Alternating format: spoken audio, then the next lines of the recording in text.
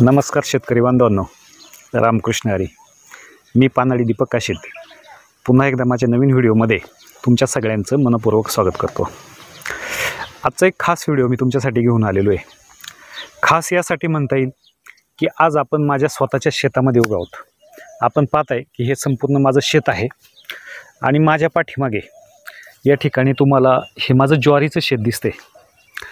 आता ज्वारीचं शेत तुम्हाला साधारणपणे आपल्या शेतामध्ये आपण 3 एकरावरती ही ज्वारी पेरणी केलेली आहे आणि अगदी 6.5 फुटापर्यंत ही ज्वारी वाढलेली आहे. आता ह्या ज्वारीला भरघोस अशी मोठी मोठी कणसंसुद्धा लागलेली आहेत आणि त्या कणसामध्ये चांगले टपोरे दाणेसुद्धा भरलेले आहेत. आता कदाचित तुम्ही म्हणाल 3 एकरावरती ज्वारी केलेली आहे. आता त्या ज्वारी करण्याचा एक उद्देश असा आहे की आपल्याकडे जवळजवळ 10 देशी गायी आहेत. त्या देशी गायींसाठी उन्हाळ्यामध्ये मुबलक प्रमाणात चारा उपलब्ध व्हावा हा त्याच्या पाठीमागचा उद्देश आहे.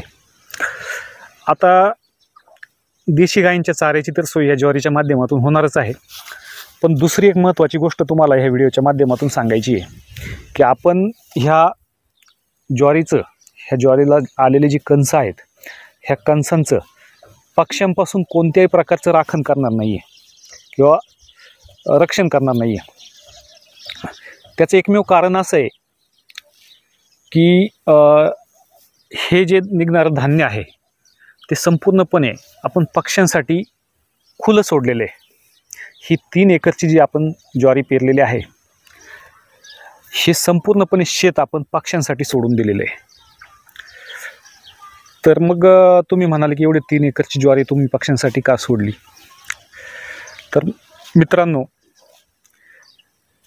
निसर्गाने जे काही आपल्याला दिलेलं आहे त्याच्यावरती सगळ्यावरच आपला अधिकार नाही आहे. ज्या वेळेला परमेश्वर तुम्हाला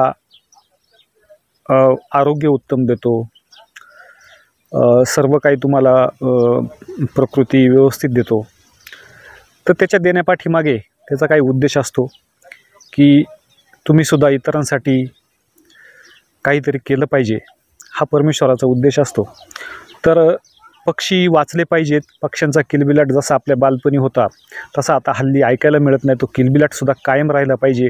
पुढच्या पिढीलासुद्धा पक्ष्यांचा किलबिलाट कळाला पाहिजे, हा एकमेव उद्देश आहे. चिमणी वाचली पाहिजे, मोठे मोठे पक्षी वाचले पाहिजेत आणि त्यासाठी आपण हे ज्वारीचं शेत संपूर्णपणे पक्ष्यांना खाण्यासाठी खुलं सोडलेलं आहे.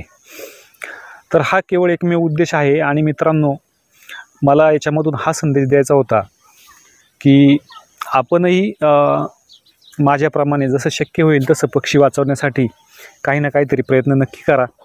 आणि तुम्हाला हा व्हिडिओ कसा वाटला, पुढे चल ना बाळा, तुम्हाला हा व्हिडिओ कसा वाटला मला कमेंट बॉक्समध्ये जरूर कळवा. धन्यवाद.